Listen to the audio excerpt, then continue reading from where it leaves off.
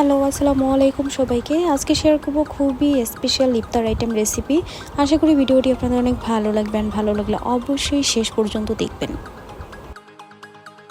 প্রথমে কিমা করার জন্য নিয়ে নিচ্ছি বোনলেস চিকেন, এরপর দিয়ে দিচ্ছি ধনিয়া পাতা, এরপর অ্যাড করে দিচ্ছি আস্ত রসুন,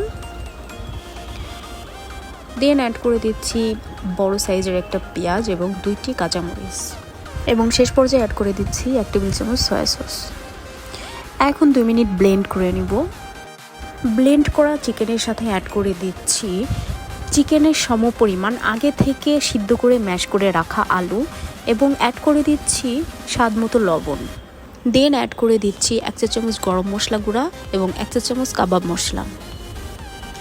এখন অ্যাড করে দিচ্ছি 1 চা চামচ গোলমরিচ গুঁড়া এবং 1 চা চামচ চিলি ফ্লেক্স, এবং শেষ পর্যায়ে অ্যাড করে দিচ্ছি ময়দা। এখানে আমি 2 টেবিল চামচ পরিমাণ ময়দা অ্যাড করেছি। চিকেন এবং আলু ভালোভাবে মিক্সড করে নিতে হবে, কোনো লাম্পস থাকা যাবে না। অবশ্যই মনে রাখতে হবে চিকেনটা যেন খুব বেশি পানি পানি না হয়, তাহলে ময়দার পরিমাণ বেশি লাগবে। সেক্ষেত্রে আপনারা ময়দা কম ইউজ করে সাথে চালের গুঁড়া ইউজ করতে পারেন। পারফেক্টলি আমার কিমাটা রেডি হয়ে গিয়েছে। একদম শেষ পর্যায়ে দিয়ে দিব হাতের তালুতে করে সামান্য পরিমাণ তেল। এই পর্যায়ে তেলটা দিলে স্টিকে ভাবটা চলে যায় এবং চিকেন স্টিকের শেপটা খুব পারফেক্টলি দেওয়া যায়। দেখতেই পাচ্ছেন আমি এভাবে হাতের সাহায্যে চিকেন স্টিকের শেপ দিয়ে দিচ্ছি।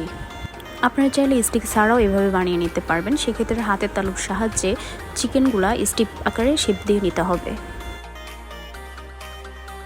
এখন রেডি করে নিব ডিমের মিশ্রণ। এখানে আমি 1টি ডিম দিয়ে দিচ্ছি এবং ডিমের সাথে 1 টেবিল চামচ কর্নফ্লাওয়ার দিয়ে দিচ্ছি। কর্নফ্লাওয়ার দেওয়ার পরে ভালোভাবে ফেটে নিতে হবে। এখন চিকেন স্টিকগুলা ডিমের মিশ্রণে ডিপ করে নিয়ে ব্রেড ক্রামে কোট করে নিব।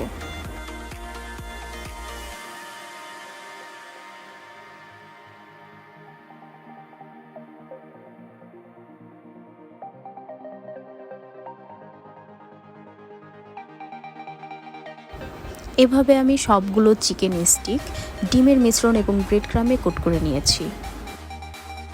তেল হালকা গরম হলে সবগুলো chicken stick medium to low হিটে ভেজে নেব। ব্রাউন কালার হওয়া পর্যন্ত আমাকে স্টিকগুলো এপিট ওপিট ভেজে নিতে হবে।